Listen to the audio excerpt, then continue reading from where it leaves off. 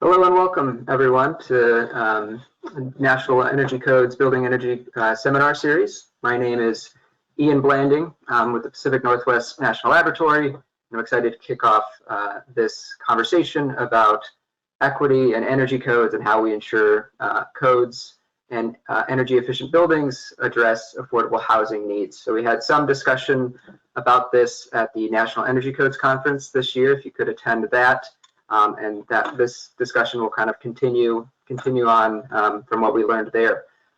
This is the last series of the seminar of the series. So we've talked about a lot of important, timely topics, including the most recent on zoning and land use regulation, grid integration, how we approach zero. All of those are available on energycodes.gov /2021 summer seminar series. So we'd encourage you to go and check those out and listen to the recordings and look at the presentations. There's a lot of good content there. So without further ado, I'd like to introduce today's moderator, Kai Palmer-Dunning, to kick things off. So Kai is the Building and Communities Associate at the Northeast Energy Efficiency Partnerships, or better known as NEEP, where he specializes in zero energy code adoption, stretch codes, sustainable zoning, and other related building decarbonization strategies.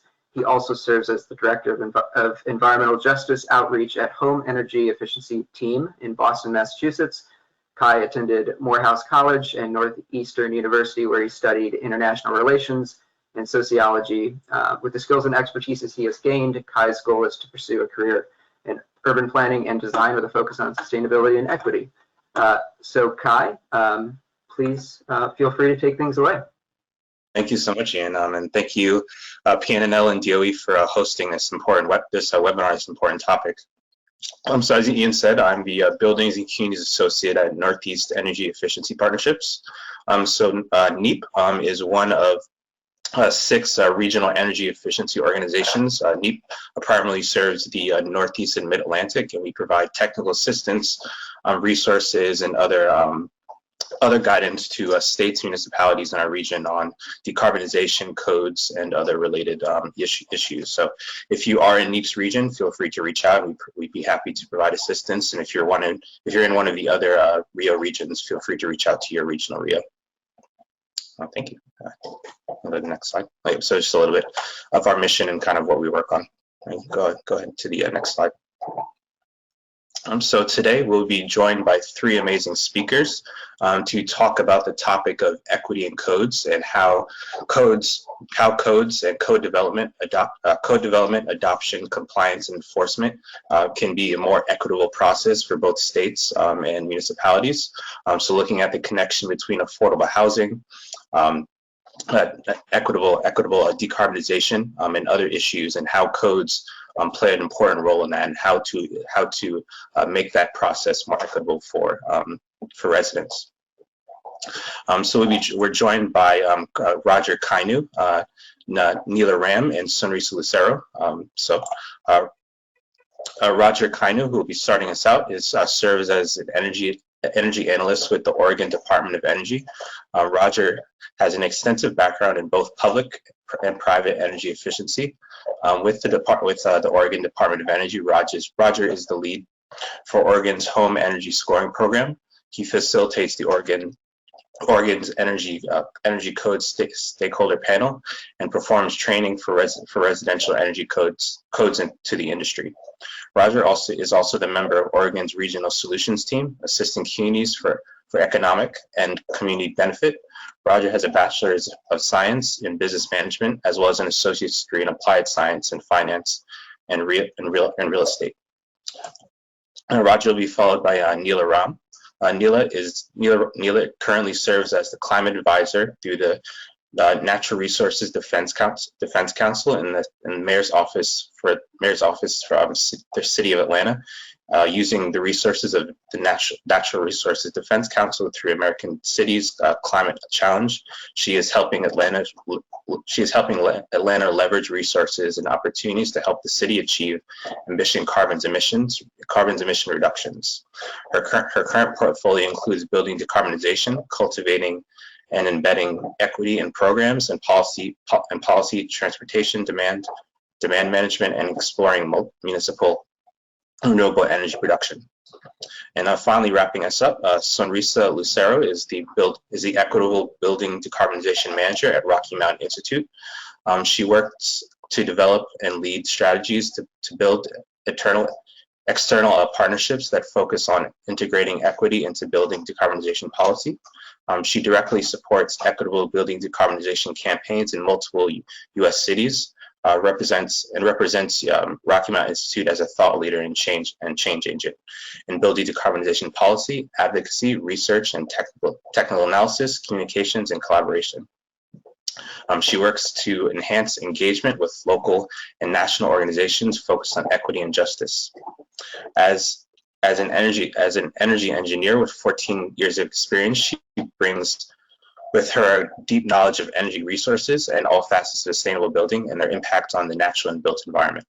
She has leveraged this experience in 7+ years with the Mayor's Office of Sustainability on the Building Code Review Committee that updated the city's building codes in the 2015 version in the city of Denver, which includes requiring new single-family homes, duplexes to be electric vehicle charging ready, and help change the voluntary green code based on the IGCC. Supported Energize Denver in an effort to improve the energy efficiency of the city's existing buildings through benchmarking and transparency, participated in the state's development of commercial PACE guidelines that will allow for financing of energy efficiency and renewable energy through a special assessment of the property, and supported the city's efforts to upgrade its street light to LED. So as you can see, all of our speakers are very well, are very knowledgeable in the topic, and we are happy to have them join us today. So first we'll be starting, as I said, we'll be starting out with Roger Kainu from the Oregon Department of Energy. So Roger, take it away. Well, thanks, Ian. I appreciate that. Sounds like a lot of accolades for the group, and it's not intimidating, but yet, gosh, I hope I can live up to some of that. So the Oregon Department of Energy is a organization, state energy office. As you may know, some of them across the United States, and we have several divisions within ODO, as we're affectionately known. And the division that I work in is a division that deals with energy codes and home energy scoring and, gosh, all kinds of things regarding saving energy. So I won't go into a lot of detail about that. And before you have the obligatory slide, even though we have a spelling error on it. I see that. Oregon Department of Energy, that's interesting. But we have our mission statement on here and what we do. So you get a little bit of an understanding of what the Department of Energy here in Oregon is all about. Just wanted to share that. Next slide, please. So this slide is very simple, and it's built that way for a reason. So why do we have a discussion on energy codes? Why would we even have a discussion publicly about energy codes? So we can listen and gather feedback, so we can help inform, and to identify areas of improvement.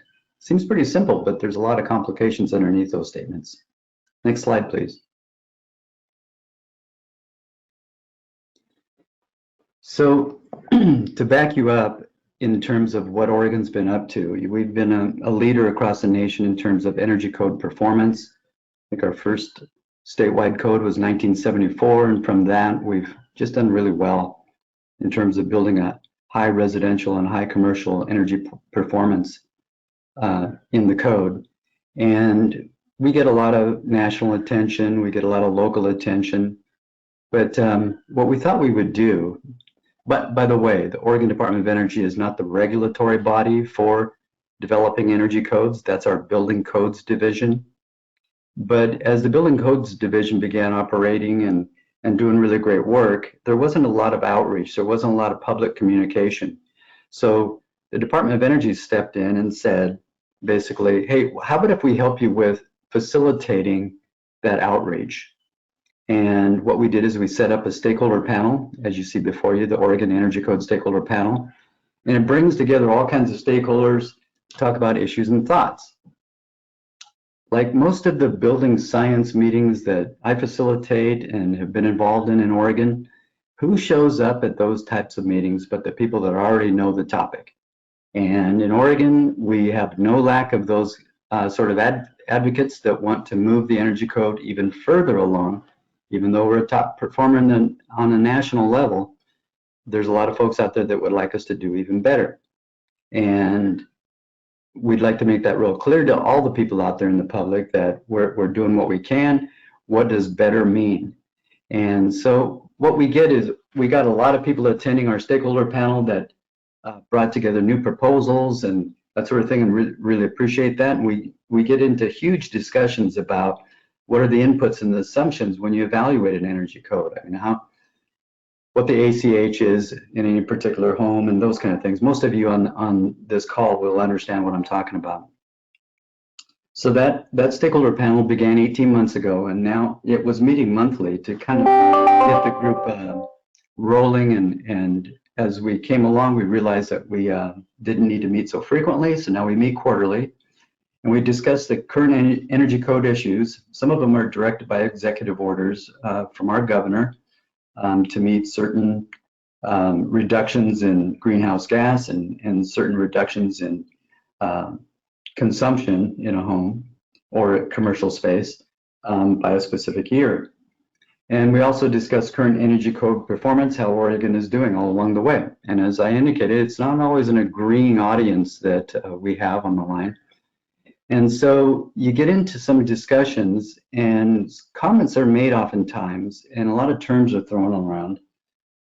I've already heard some of them this morning, and that is equity and leverage and CBOs and things like that. And we're all kind of learning a new language. So if you're struggling with some of those terms and what they all mean, you're not alone. And we're learning this new language and we're learning these new directions together. Next slide, please. So it became apparent to us that all the folks that were showing up for our outreach effort, which was the stakeholder panel, were all energy efficiency experts already. Who wasn't at the table were underserved stakeholders. And there's another term that I just lightly toss out there. What is underserved? And that's a whole debate in itself. I mean, there's people not at the table. Are all of them underserved? Maybe or maybe not. My point in one of the discussions that was made was we're not just talking about BIPOC and low income.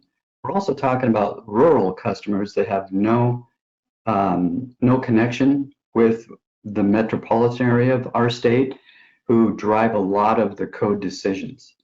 Usually the bigger cities and utilities get involved in code discussions, and that's where we get a lot of influence. So how is it that we leave out folks that are in the rural areas, the BIPOC communities, the low income and those folks? How do we reach these underserved communities? And how do we assist? Next slide, please. So related to what I just indicated to you about engaging with the community out there, what we did is we began really creeping into the jurisdictions within Oregon, the cities, and we found that there's a lot of community-based organizations that have underserved folks on their committees. And I could name a host of them. And we just went in, we engaged with them and asked them some questions. What we found is that they don't know what they don't know. So anytime we invite them to a stakeholder meeting, what we end up doing is explaining things that are way over the attention span and the education level of the folks that we're talking to. So what we did is we developed an Energy Code 101. And if I could go to the next slide. Here's an example of what we talk about with folks that are just not even on the same page with energy codes as our stakeholder panel. We indicate to them exactly what an energy code is, what attic insulation may be at an R49, and describe that to a light level. We talk about energy efficiency standards, often referred to as appliance standards, and And we just sort of give them that basic 101. And a discussion like that will probably take about an hour and a half. And so we're conveying to them a basic level of understanding so they can actually feel more confident as they do enter a stakeholder panel to discuss and ask questions that are relevant. All that aside, I just want to say publicly that when you engage with folks that are not normally involved in a process like energy code development that is very technical, the biggest thing you want to do is make them feel comfortable. The other thing you want to do is listen, listen, and listen.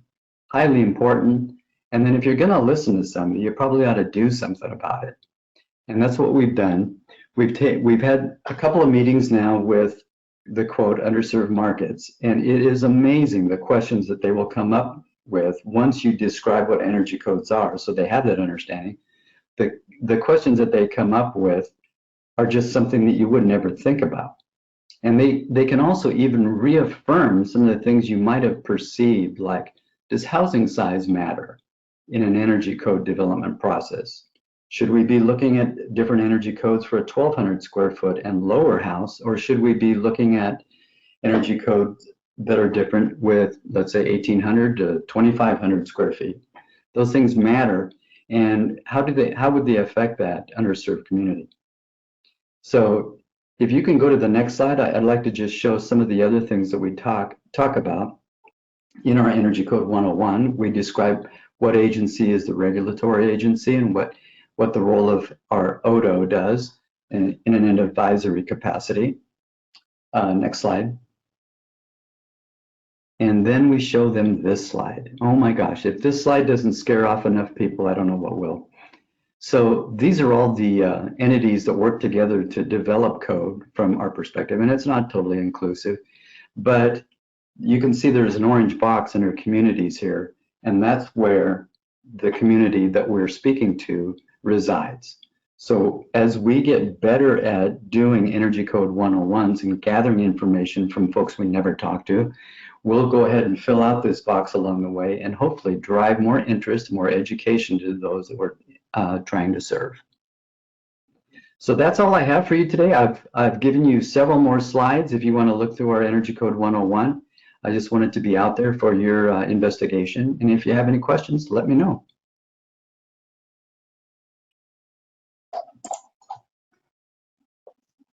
Thank you so much, Roger. That was great. I think you touched upon a few really important points. One is that states and a lot of jurisdictions are kind of at the early stages of figuring out how to best make codes, more codes and code development and issues relating to codes more approachable and equitable for residents. So I think we're all in the kind of same place with that. So I'm really happy with all the work that Oregon is doing.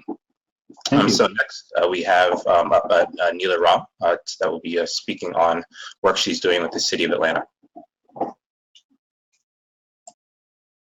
Thanks, Kai, and I'm really happy to be following Roger's talk because I think Atlanta's realizing the same issues that Oregon has also identified in being equitable and inclusive. So hello everyone, my name is Neela Ram and I'm the climate advisor for the City of Atlanta. Like I mentioned, I'm embedded in the Mayor's Office of Resilience, and I work with staff on advancing climate action in the building and transportation sectors. Through the American Cities Climate Challenge, the city has received direct support to advance action in key issue areas like building decarbonization, improved access to pedestrian and bicycle infrastructure, expanded procurement options for renewable energy, and also working with the private sector on expanded transportation options for their employees. Obviously, the work goes beyond this, but these are just a few examples of my work and what Atlanta has invested in over the last few years through the challenge. Next slide. So with that background, I want to talk a little bit more about Atlanta's Clean Energy Plan. Though Atlanta also focuses on transportation, a lot of my work on the building side has to do with identifying areas where greenhouse gas emissions can be reduced. So, to that end, all roads lead back to the Clean Energy Plan. The plan was developed in a prior administration to this one, and a lot of work went into discussing pathways for Atlanta to meet 100% clean energy goals for municipal operations by 2025 and to institute a citywide transition by 2035. The plan calls for a multi-sector and multi-pathway approach to clean up the city's energy consumption. There are many possible pathways to achieving this goal, but all solutions are a combination of three key strategies: consuming less electricity through investing in energy efficiency, generating electricity from renewable resources, and then purchasing renewable energy credits. And in the plan, which, sorry, I didn't link to, and I'm happy to share it out after, Atlanta has prioritized 3 strategies in this particular order. So number 1 is investing in energy efficiency, then generating electricity from renewable resources, and then finally purchasing renewable energy credits. By focusing more explicitly on investments and in generating electricity, the city's also signaling through this plan that all Atlantans have a 100% right to 100% clean energy. And that is the ethos that we internalize whenever we think about policy interventions or programmatic interventions. So in other words, Atlanta looks at equity and energy as co-priorities, not competing priorities. Next slide. So how do we embed and institutionalize energy and equity as co-priorities? For one thing, for energy equity to be achieved, we must have an inclusive and robust stakeholder process to inform planning efforts. Public outreach is critical and necessary for Atlanta to act on its clean energy strategy. Continued public engagement is one of those foundational building blocks for successful implementation. So during the planning process, or during the development process for this plan, over 3,000 people were consulted and engaged. They advised on the direction, priorities, and proposed solutions that are outlined in this plan, using a combination of town halls, which were pre-COVID, and our neighborhood planning unit, which have their own routines and processes. Subject matter experts, along with city staff, were able to present and propose their ideas that could push Atlanta forward to reach clean energy goals, and while also using equity and economic inclusion as guardrails. So while a lot of investments were made in developing this plan, the plan also realized that sustained engagement and collaboration was key as the city began plans for implementation. And so one of the key short to intermediate recommendations was to launch and initiate an advisory board comprised of diverse stakeholders, both from the technical community and from the community. This board was tasked to act in an advisory capacity and share their knowledge and expertise around proposed actions the city could take. Next slide. So now this is kind of, where a lot of my time and effort has been spent over the last year, and I'm really excited about it. So the Clean Energy Advisory Board. So this board is made up of technical and community experts from diverse backgrounds. Most relevant is that the community experts asked to join and represent on the board come from the highest energy burden zip codes in the city. So their perspective is especially important in moving the city forward when it talks about energy and equity. The mayor selected and invited representatives from these various communities to work in collaboration with one another and offer their insight on key recommendations laid out in the plan. And we formally launched earlier this year. So, one approach could have been to, just go ahead and start tackling the issues at hand. However, the first 3 meetings of this board revolved around setting expectations, agreeing to operating procedures, and charting out their purpose, both near and long term. And as this board was initiated, we got a lot of feedback. When are we going to get to the issues? When are we going to get to the issues? But we all strongly felt that the first 2 meetings were critical in creating a body that could be sustained within and across administrations, and that by prioritizing a whole board approach to function and form, we could create a sustainable body to continue in its advisory capacity to the city and include diverse perspectives. So Roger kind of touched on this earlier, and I think it's really key that a key issue that was recognized early on was how can the city address varying levels of engagement and background knowledge within the board. The mayor's office wanted to make sure that meetings were effective and worthwhile for all members who agreed to participate. And so to help with this important level setting, we engaged the services of Hummingbird Firm, which is a local consulting firm that focuses on outreach and engagement, Milepost Consulting, and Delivery Associates, who helped us with setting up routines and creating procedures that helped with the sustainability of the board. And, you know, also helping onboard members and providing clarifying information offline to increase engagement during board meetings. So we wanted to offer as many pathways and avenues to maintain investment engagement. So we're nearing the end of our first full year as an operational board, and I'll be honest, we spent a lot of time building trust within the group, and efforts are paying off. We have a fully engaged group, and members are leading working groups and facilitating robust discussions of where the city should go next. Next slide. So what are our next steps? They include considering key actions in the plan, equitable energy access like weatherization and solar programs, using data to leverage better decision making, where can we adopt more stringent energy codes and further explore decarbonization, how can we identify and leverage partnerships to raise funding so the city can achieve its goal, and then strategically deploying programs and policies for 100% clean energy by 2035. So right now, we are in the process of selecting our next mayor. So the board has been hard at work at developing recommendations for an incoming administration. Our city's chief sustainability officer will present the recommendations of this board as an initial strategy that has that buy-in from key stakeholders. And another emerging benefit that we've identified is the board and both the board and the mayor's office have jointly realized that this work shouldn't exist in just one place in the city, and we're developing processes to engage other departments that would be directly involved in operationalizing the clean energy plan. So providing multiple touch points for stakeholder engagement with various departments within the city.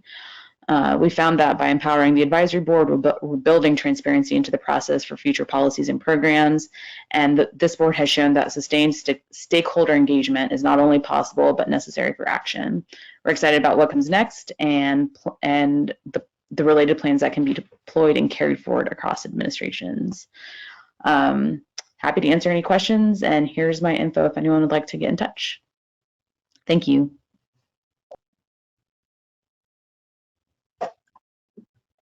Thank you so much, Neela. I mean, yeah, the work that you're doing in the city of Atlanta sounds amazing. Kind of the things I took away from that are the importance of kind of spending thoughtful and thoughtful amount of time at the beginning, really creating a robust stakeholder engagement process and finding multiple pathways for people to stay engaged and communicate.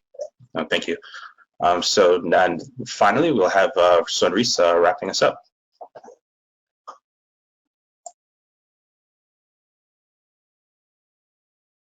Great, thank you all, and thank you for the slides there. I'm Sonrisa Lucero, the Equitable Building Decarbonization Manager at RMI, and I'm not sure if you guys are going to be able to do the questions at all now, Ian, or Kai, or if you wanted to. Yeah, we can ask some audience questions if you'd like. Yeah, maybe just one or two of them quickly, if that's okay. Sure. Do you know which ones? The first two would be great. The very first two you said? Yeah, who's here and what's the working knowledge of codes? That'd be great. Okay. If you have them loaded. Yep, I've got one. So no, this one's fine. Launch that poll. All right, close the poll and share the results.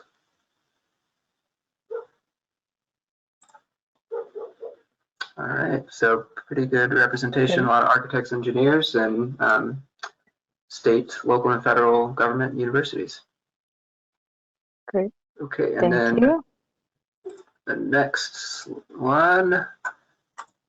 So this is similar to the question you were wanting to ask. How many years of experience do you have related to energy codes? That'll work. Thank you.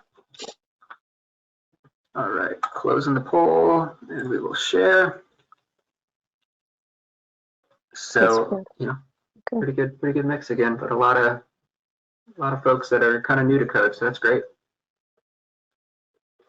Good spread. Okay, well, thank you. I appreciate that because it gives me a sense of who's in the crowd and how maybe to tailor a few of my comments. So if you want to go ahead and go to the next slide, we'll go ahead and dig in.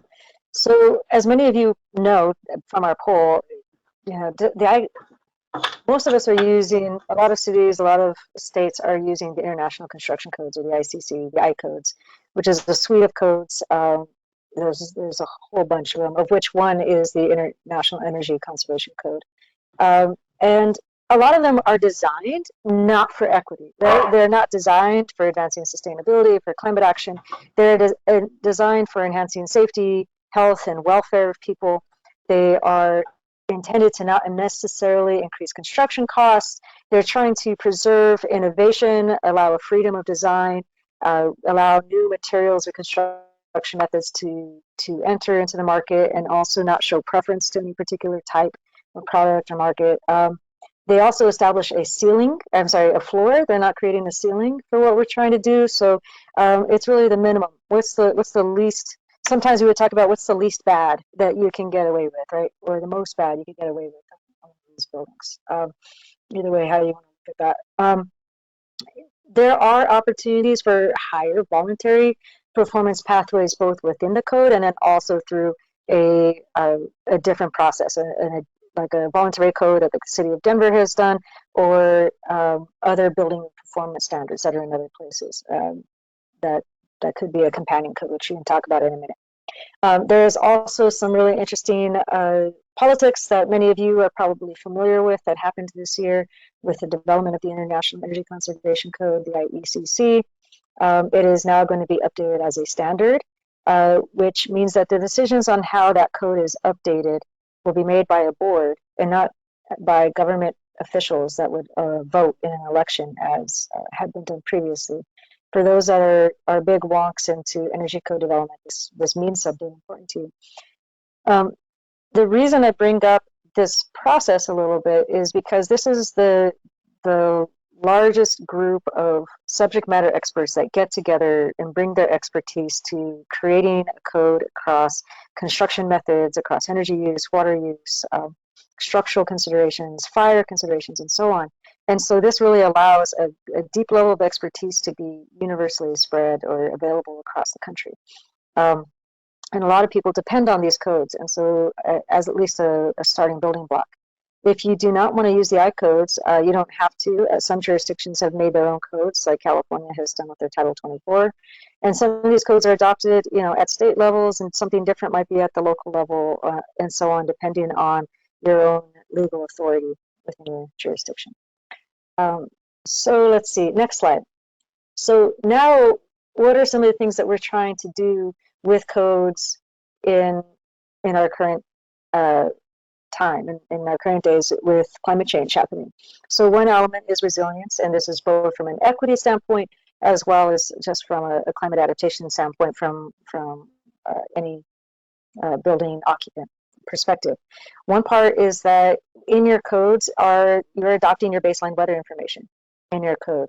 And so while those baselines are typically set from other national types of standards, such as like your climate zone or your typical average wind speed or those types of things, you also have an opportunity to edit whatever is in there as well. And so at what point do you change the frequency or the considerations for what strength of glass you might be using on for your windows at different levels within your building based on increased wind temperatures? Or how do you adjust based on new flooding patterns? Typically, flooding designations are created by zoning, but your code can determine what types of protections you're putting on it, or based on your type of floodplain, what is it that you're going to guard against? Something that's also interesting in there from an equity perspective is, when does AC or air conditioning become standard? What are your design temperatures within a place? And some of this can be a little bit of a double-edged sword if you're working on climate action as well, because you could be increasing your baseline energy consumption of a building by deciding that you need a larger, you have either a larger heating or cooling load based on adopting more extreme temperatures from climate change. You can also future-proof a building, whether that's for solar, EVs, battery backup, gray water, recycled water. You can do things such as creating piping conduits that are already within a building before, so that you can lower the retrofit costs in the future. So if you wanted to add solar onto a building in the beginning, it's very easy because you can site the solar, you can make sure that there's structural elements to support it, you can run the conduit from the solar panels down to the electrical panel in a much easier way than you would if in a retrofit situation where maybe the structure doesn't support the weight of it or the wind load on it, or you don't have a ready pathway for the conduit to connect the wires and plug in the two. And so you have to go through finishes, or you have to break into walls or ceilings or whatever in order to actually make it run. Same can be said for battery backup and EVs. And then even for, in particular, gray water for maybe multifamily or hospitality applications where you might need dual piping or access to recycled water, in particular in commercial applications. So what pipes might you lay ahead of time, or conduits, even if you don't put on solar or an EV charging station? But do you have the conduit there? Do you have the piping there? Do you have the structural supports that you need? The next part that we think about is, so next slide, is equity. And there's a lot of considerations about that. And so I always want to take a little bit of a pause and kind of take a step back before we really dig in. And Ian and Kai, I hope it's okay. I'm going to borrow 1 minute from my time just to, from the polling question. But, and here we're talking about both existing building stock and new construction, which is on your codes. So what is it that you're actually trying to address? And what does equity mean to the people on the ground? And I think you were hearing from our other presenters that you get different types of considerations and priorities from folks when you hear what they're interested in. When you actually talk to the tenant, you actually talk to the occupant of the building, the homeowner, the building occupant. And so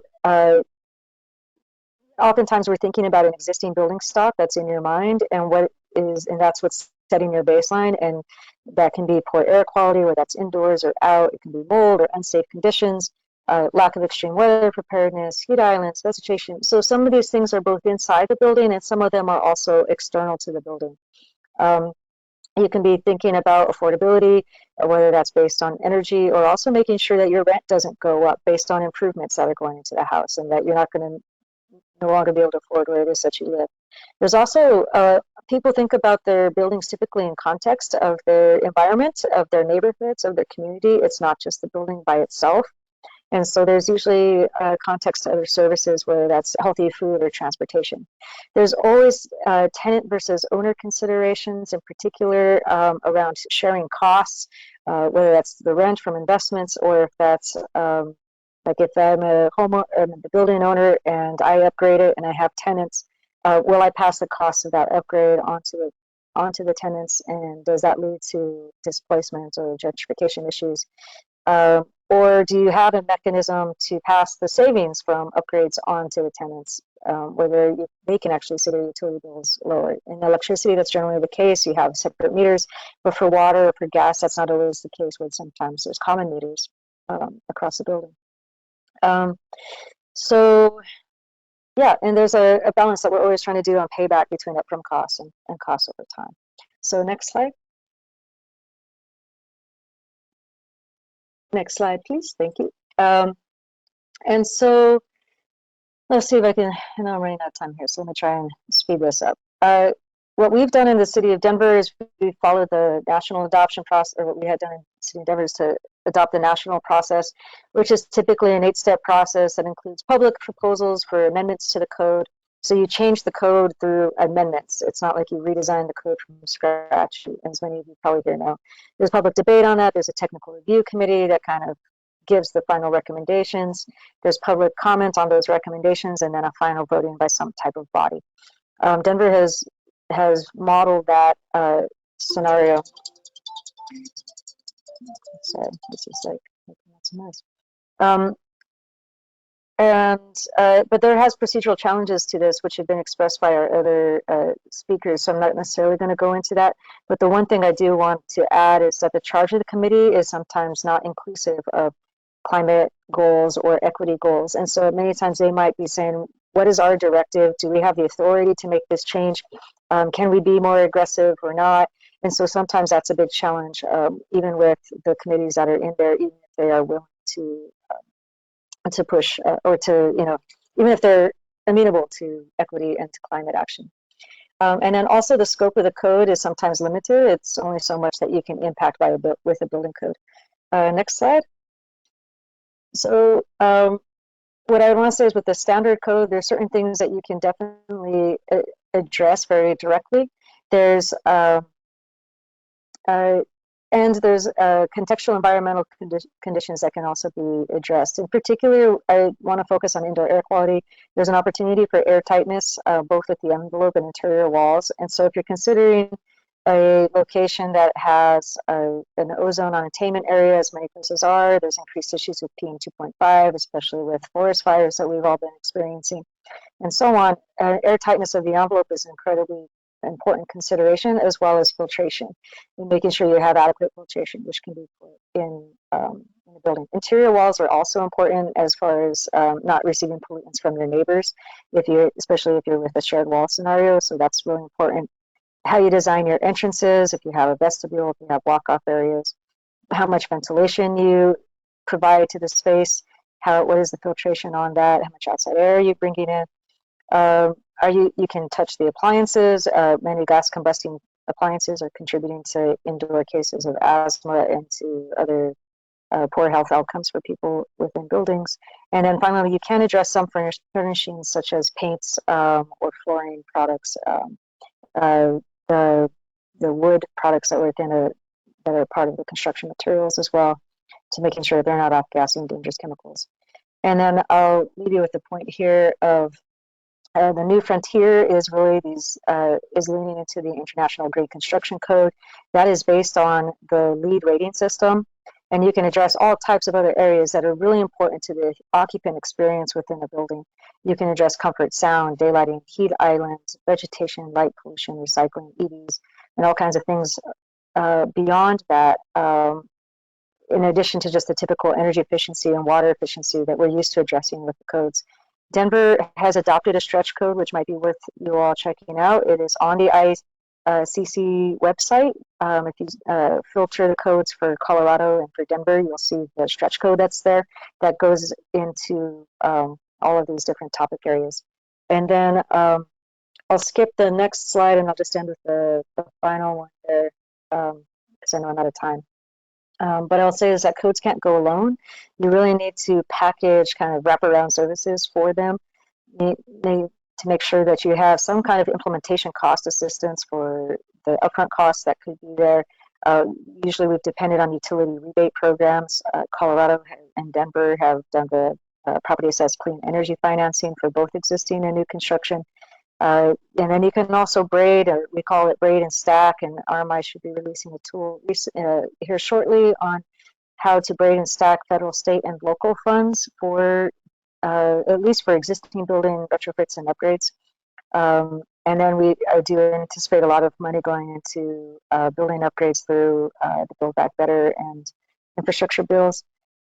Make sure you're providing technical support for people, as been described in earlier efforts. Looking to the workforce. Do you have the workforce to deliver the jobs already? Do you need training for that? Are they high-road jobs?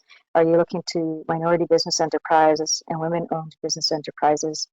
And then make sure that you're looking into the context of where the building is.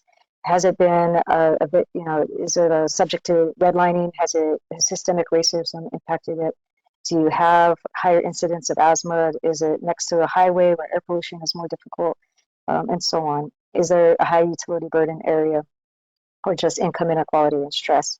We've talked about awareness, outreach, and decision making, and then finally, just making sure that you're creating a holistic approach to addressing equity within your building retrofits, and doing this kind of wraparound service with your building codes and submitting some of these things simultaneously, or doing something separate that is entirely about helping bring your building codes that are behind in standards up to standard with everybody else in an equitable way could be a separate effort that you could do that is another way separate from codes. And with that, I will stop.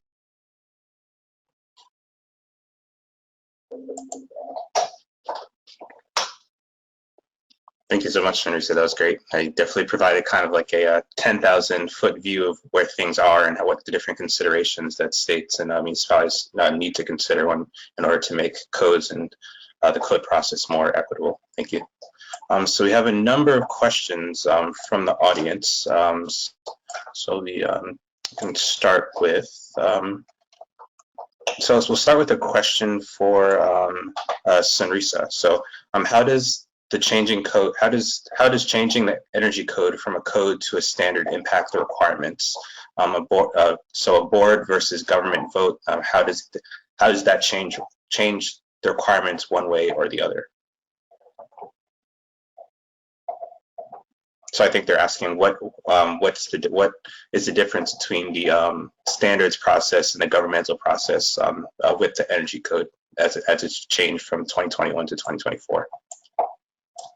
Yeah, so first thing I'm gonna do is kick the majority of that question to probably some of your NEEP affiliates.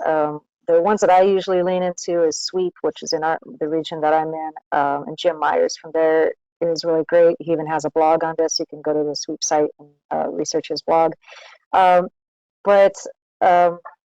In general, the idea is that the way that the code will be updated is going to be changed. I think it's a continuous maintenance cycle instead of a 3-year cycle with the regular codes. There's concern that now the voting body will be inclusive of private sector interests that may or may not be willing to advance the code from an energy standpoint, and that governments that have been kind of leading the charge on trying to advance energy efficiency and climate protection will have lost influence over how the code is updated and what types of amendments will be made to it year over year to make it more aggressive. There have been, as Jim has kind of stated in his blog, so make sure you check out Jim Myers from SWEEP. There are some other opportunities that have come up in there too, with still a commitment, I think, to a net zero pathway by 2030. Great, thank you, Sunrisa. So I have a question for Roger, and I think Neela could also answer this as well. So looking at the kind of engagement process, who is showing up and how do you connect with them initially? And then what's the top question that you get from people that are kind of starting out with that engagement on codes? Yeah, I think I can handle that. The engagement process was fairly easy for us in Oregon. We have what's called a regional solutions opportunity, and that means that state agencies meet at a local level. So you have Department of Transportation, you have DEQ, you have Department of Energy, and like agencies that meet in 7 different offices throughout the state, and they engage with local communities. So you can see where that puts our team at ODO right down into the jurisdiction level. And at the jurisdiction level, oftentimes they're met with folks that are interested in developing projects. There's for an example, in Eastern Portland area, we have a high Latin population, and there's a project developer there that wants to build a large facility for education and for sports and those sort of things for the Latin population. And that facility is looked to be a solar and storage facility. So you can see where we become aware of those kind of connections to populations out there through our regional solutions effort. If you want some more information about that, I'm more than happy to discuss. I know it's kind of unusual, it can get complicated, so shoot me an email and we can do that. But one of the first questions that comes up, once they get the idea of what energy codes are about and just some simple understanding, they want to know how they can be involved in speaking to boards and committees. Maybe not even on the board or committee that oversees the code development, but they want to be able to apply influence and connect with those people. So it's just the integration, wanting to be involved.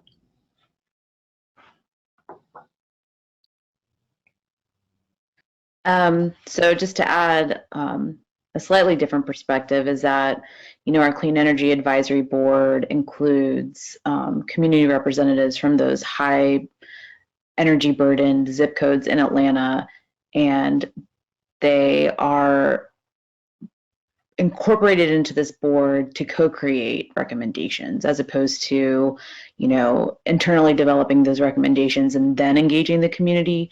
The community is brought in on the front end to create those recommendations and advise on strategy moving forward. So it's not done in a vacuum in City Hall, that community members, along with technical experts, along with practitioners at City Hall, can co-create and policies and programs that address energy efficiency, that address codes, that address a whole suite of policies and programs in the space. Great, thanks, Neil. And a follow-up for that. So what has been most successful in attracting people to engage? Does it do like, aside from kind of traditional means, is messaging, has going through existing CUNY groups or stipends been successful? So, the city is not able to provide stipends to these community groups, but we've partnered with organizations that are able to provide those stipends. So having this board act as a public-private partnership. So we have a community co-chair plus the city who is the other part of that co-chair. We're able to be a little bit more flexible with how we operate when it comes to stipends, when it comes to being able to accept outside support. We have that community grounding, or that community, I hate to call it receptacle, but just a vessel for accepting and using non-traditional mechanisms for that. So we do have community partners that have helped us with leveling the knowledge base. That has also been a really key